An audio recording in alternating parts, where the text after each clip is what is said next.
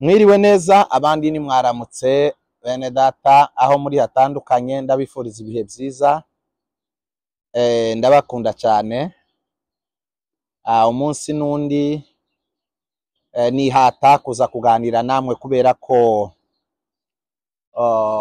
muri abagaciro kandi mubitwereka buri munsi ko mudukurikira ivyo bidutera umwete rero nico gitumye nihata ngo nongere mfata akanya gato cyane nganiriza abantu bari Nairobi.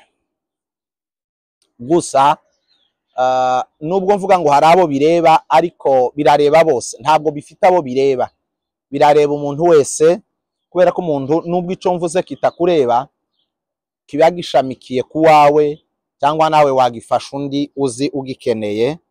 Ubwizo mpamvu rero ndagira ngo simfata umwanya wanyu,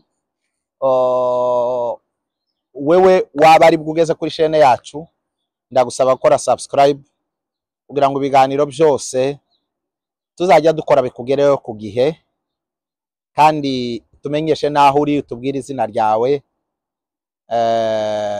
kugira ngo ubumwe muri twe.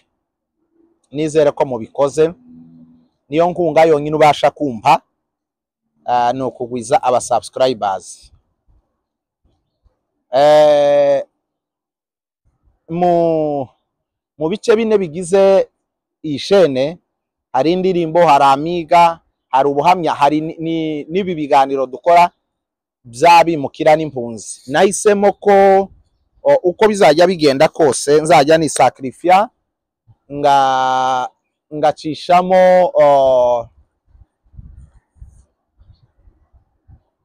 ibyagirira abantu akamaro bindi kubuhamya nibyo bindi nari mvuze. Rero uyu munsi nari nahisemo gushiraho indirimbo n'amiga byibura biganiro nk'icumi tukabona gusubira kuri isije, ariko kubera ko abantu bari Nairobi hari information namenyejo ku mugoroba zabaye ngombwa ko nibagezaho, nubwo itareba abantu bose aho bageze muri processus, ariko abo ireba hari uwo wabuzi wamumenyesha.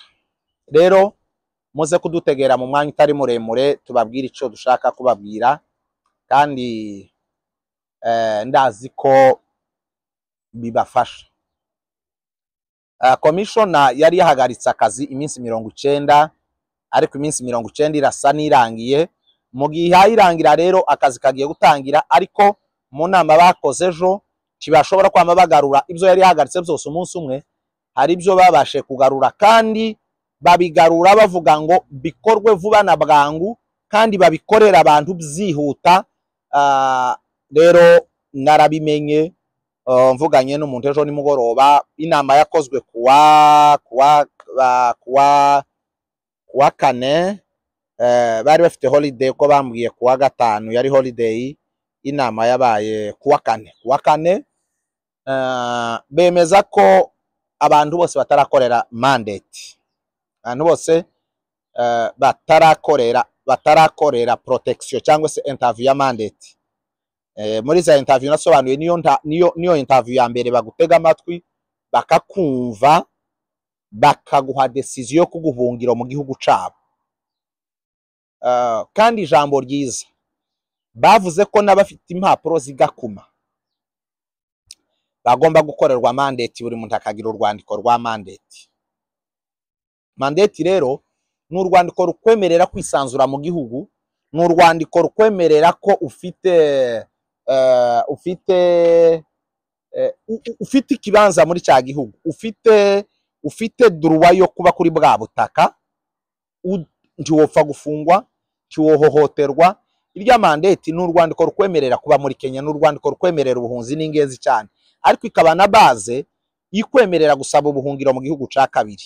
Hari abatabyitaho kabisuzugura, baje 2017 bakiciye batarazikorera, baje 2018 batarazikorera, ba 20 batarazikorera, bagafata ko ari ikintu gisanzwe. Ariko nyamara mandate ntabwo ari ikintu gisanzwe, ni ikintu kinini cyane. Kubera iki? Niwo musingi wo kugusabira resettlement yo kuja hanze. Udafite mandate ntiwo isaba, no, kuko nibo gusabira ubuhungiro mu gihugu ca kabiri utarabona ubuhungiro mu gihugu ca mbere urimo. Ifo kubona ubuhungiro mu gihugu ca mbere, none ukabona ubuhungiro mu kindi gihugu, arico nakwita icya gatatu. Cya mbere ni cyawe wavuyemo, cya kabiri ni cyuhungiyemo. Message kuko ureba bari muri Kenya, ni muri Kenya, kandi ikigaragaza ko wemerewe mu rwandiko rwa mandate. Nta mandate ya Kakumi haba, nta na mandate ya Nairobi haba. Mandate ni imwe ni y'igihugu, yemezwa n'igihugu, n'urwandiko donc n'urwandiko igihugu kiguha kuko kikwemeye. Rero ntayigakuma ntayidadabo, mandate ni imwe.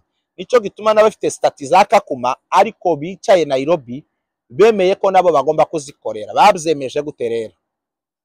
Hari abantu ba 2017 batarakora, abo ni priority. Hari abantu ba 2018, abo ni priority. Hari abantu ba 2019, abo ni priority.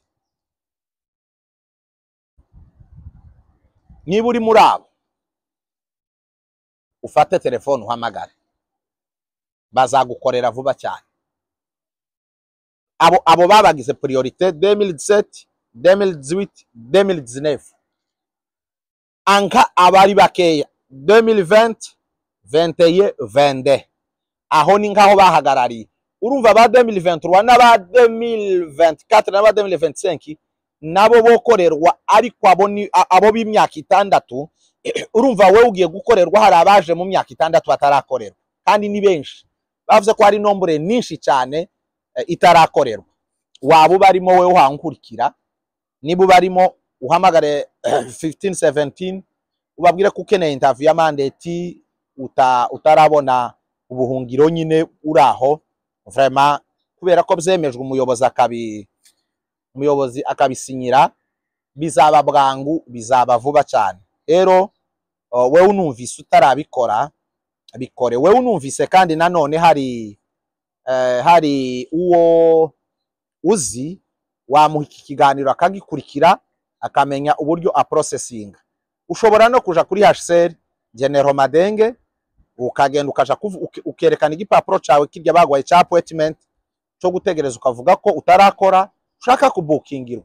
Hari ico bagufasha, arubwo bakubura bati genda uhamagare, ariko kubera ko ari itegeko ryatanzwe zaciye mu nama, hari ubwo bacinjirana imbere bakagenda bakaja kugushira kuri liste. Urumva nabyo birapangwa, si ibintu bikorwa ngo urahamagaye ubwo ngo bakubwire ngo uzejo. No, bagomba kugushira kuri liste, bakareba umunsi uzakora, bagategura uzagukoresha, nawe bakaguha umwanya wo gukoresha, kuko ari ubwo uhamagara uri mu byaro kure.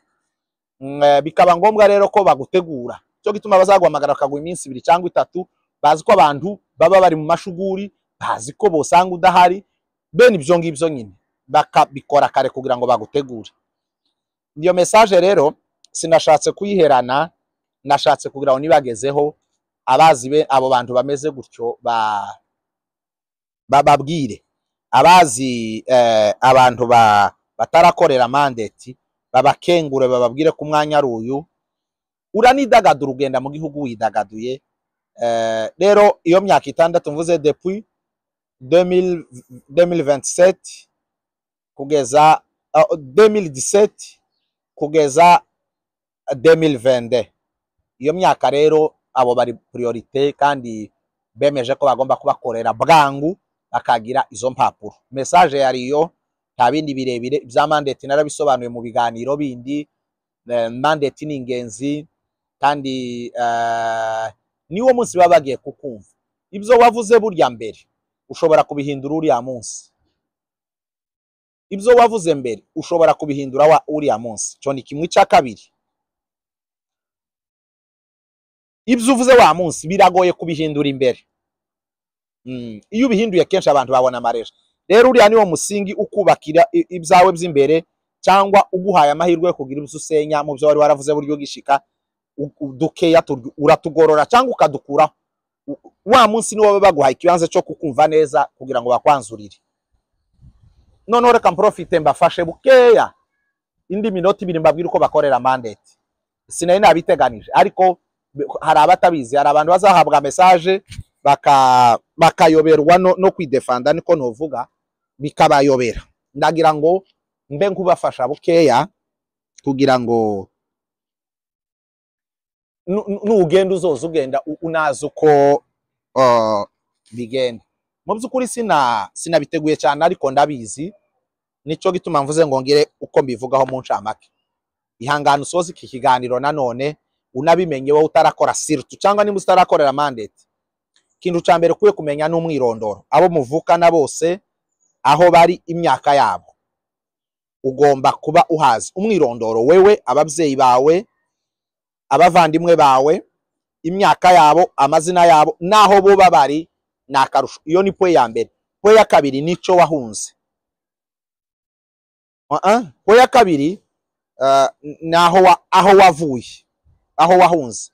Imisozi yiwanyu nk'itatu, inzuzi ziwanyu nk'itatu, amashamba yiwanyu nk'atatu, imihana mwari muturanye hafi aho iwanyu, amoko mwari muturanye, amashuri yiwanyu école primaire, idini ryanyu, ubwoko bwawe, ibitaro